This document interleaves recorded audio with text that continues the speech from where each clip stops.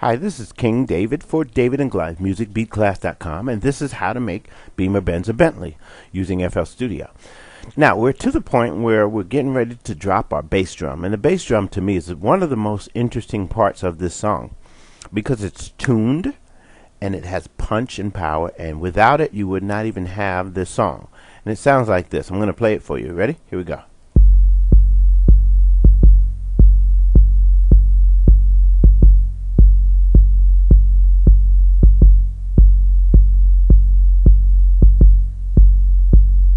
I'll add the snares and the wood block. Alright, now this is again a standard sound that you have in your crunk drum kit, or if you have an 808 kit, you have it. It's called BD3, and it's a tuned 808 drum. Now I had to do several things to this. In its original form, if we go to the channel settings and we go to the SMP tab, in its original form it's very long. You can see the wave here. Alright, now if I change here in the pre-computed effects, if I change my out, and this is called my out, quick fade out, if I change it all the way to the left to 0%, this becomes a really long wave. And if I play it, it's going to overlap and sound distorted. Listen to it as I play it.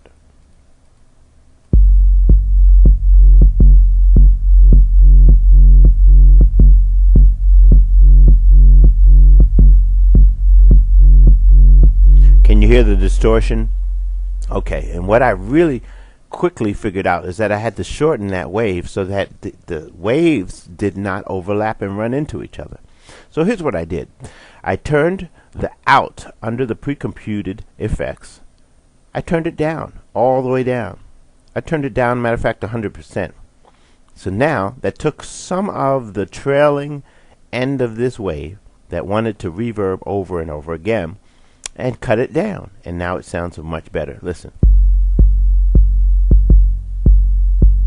Okay. Now, let's go back to our melody. We remember that it was in B flat minor. We started with a B flat, and it sounds like this.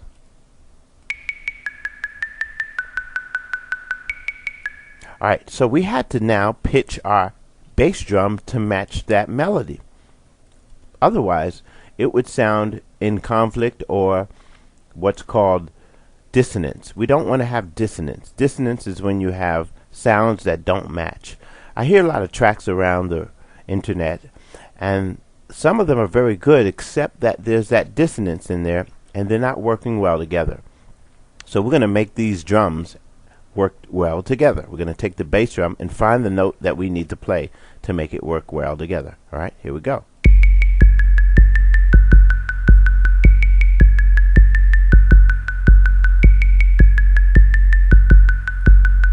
Alright, and I bet you it's going to be a B flat, and yes it is. Look at your screen. That is the note on the bass drum. Now we need to drop it down an octave or two. One octave, and we've got our sound. Now it's a B flat. The key of the song is B flat minor. It matches the wood block, which is in B flat, and we're in business. Now we have a great sounding track already. Let's add the snares, the wood block, and the bass drum and listen to it.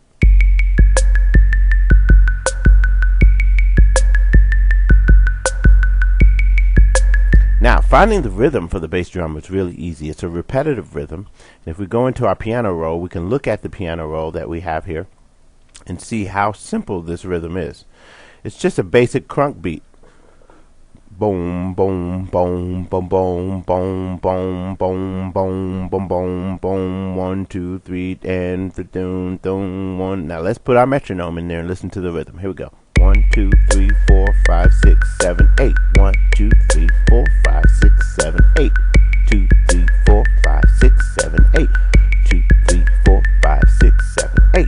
Alright, that rhythm is very easy. It's repetitive. You do the same thing over and over again. Later on, I'm going to show you how to add drops and make the bass drum come in and out whenever you want to. That's a really simple thing to do. But for now, just go ahead and make the repetitive rhythm, and then you can adjust the drops later on.